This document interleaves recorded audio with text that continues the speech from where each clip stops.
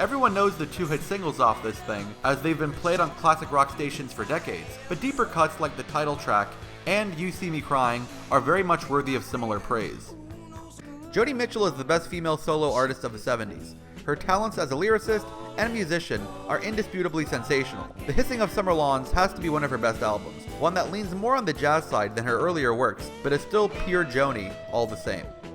Young American's highlights make me want to love it more than I really do. It's songs like Somebody Up There Likes Me, Can You Hear Me, and the Beatles cover that sadly feel more like filler, and with an 8-song album, 3 weaker songs does pull the whole thing down. However, the title track, Right, and Fame are all peak if only he had kept on Who Can I Be Now.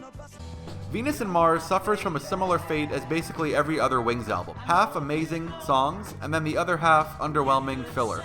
On this album, that split is much more apparent, as the A-side is arguably McCartney's best collection of songs he released on any side of any LP post-Beatles, but then side B is mostly just missed opportunities. As a kid, Fleetwood Mac can feel very mom-coded, but now that I'm a 30-year-old man, I see the appeal of these mid-tempo tracks.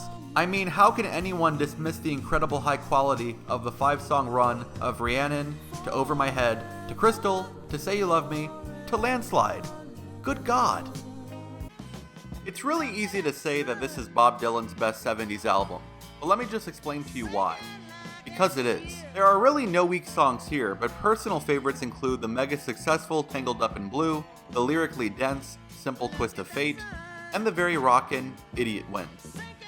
This is the most popular and successful Queen album, and for good reason. Bohemian Rhapsody, You're My Best Friend, and I'm in Love with My Car are all heavy hitters in the classic rock world.